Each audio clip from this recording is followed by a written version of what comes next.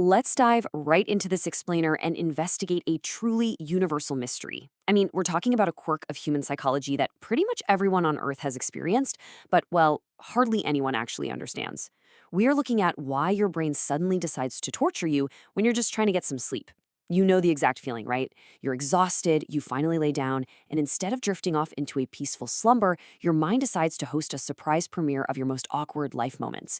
So, we're going to explore exactly why this happens, how human memory actually works in these highly specific moments, and most importantly, how you can finally get some rest.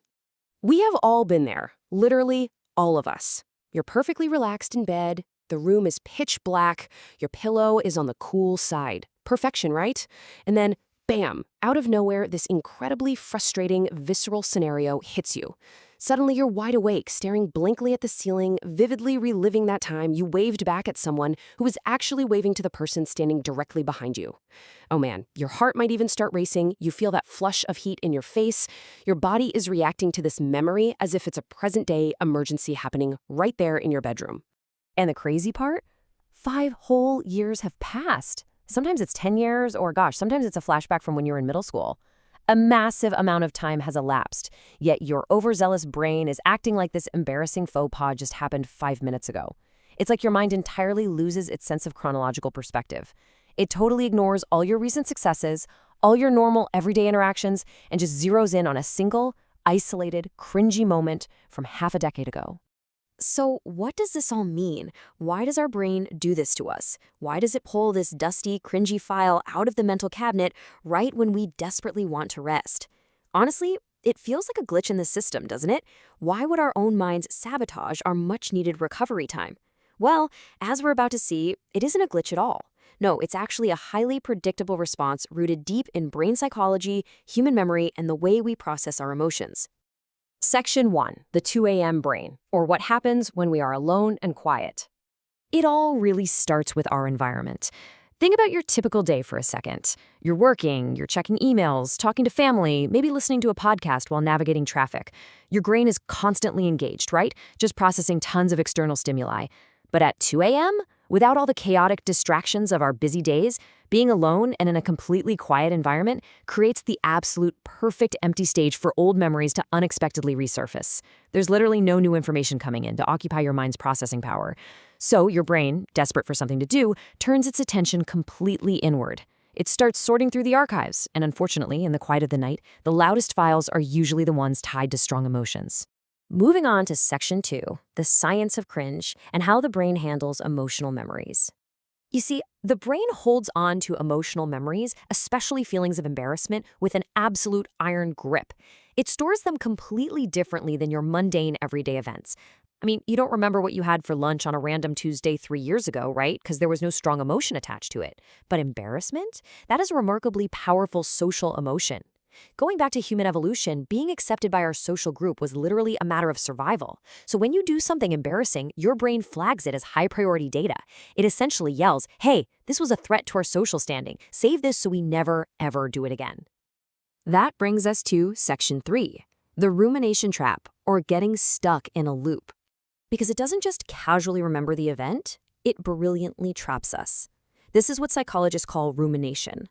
It's the psychological term for when your brain basically gets stuck on repeat, endlessly replaying the embarrassment like a broken record.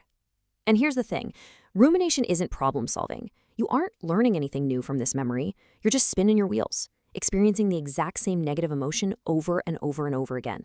It's a highly unproductive form of overthinking where your brain just gets totally locked into a localized loop of regret and discomfort. So how does this play out? Well, first, the overthinking kicks in, entirely fueled by that quiet room we talked about. Next, the embarrassing memory loops, and it usually grows way more vivid with every single pass. And finally, the ultimate consequence. Your sleep is completely disrupted.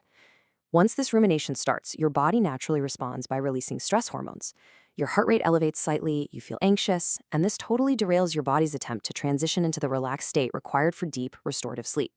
It just keeps you wide awake and needlessly stressed out about a past you literally cannot change. Section 4, the spotlight effect, and reframing the memory.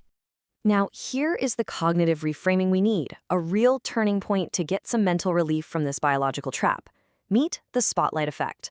This is a fascinating concept showing that our brain actively tricks us into thinking everyone was watching our every move. Because, we are the main characters in our own lives, we naturally assume that a literal spotlight is shining down on us at all times. If we spill a drink or say the wrong name, we feel the weight of 100 imaginary, judging eyes. But the spotlight effect proves this is merely a cognitive bias.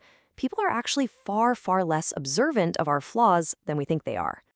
Now, what's really interesting here is the stark contrast between the wildly exaggerated disaster you remember and the totally mundane reality of what actually occurred. In your head, tossing at 2 a.m., your embarrassing moment was a massive cinematic catastrophe that completely ruined the entire evening.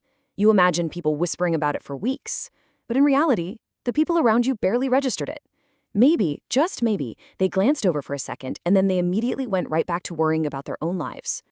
Which leads to Section 5, Why They Already Forgot, looking at the psychological reality.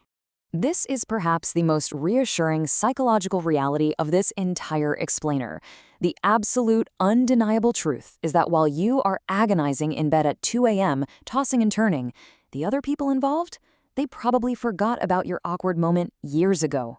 Actually, scratch that. They probably forgot about it 10 minutes after it happened. And why? Because they are also the main characters of their own lives.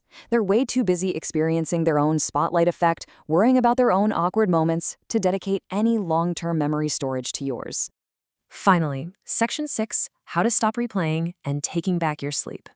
So, knowing all of the fascinating brain psychology behind this, how do we finally shred this old filing cabinet document and stop replaying the past? How do we take our nights back? Well, we can use a simple 3-step process to short-circuit the brain.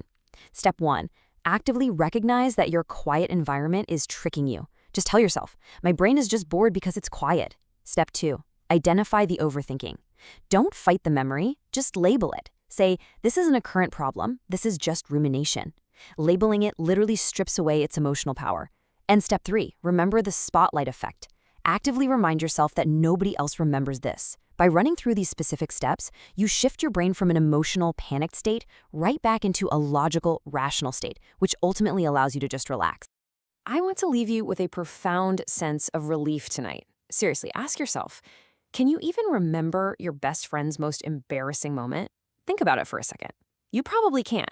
And even if you vaguely can, you certainly aren't judging them for it at 2 a.m. So if you can't even remember your own best friend's worst faux pas, why on earth do you think they remember yours? The next time your brain tries to keep you awake with some dusty old memory, ask yourself this question, give yourself some grace, and finally get some sleep.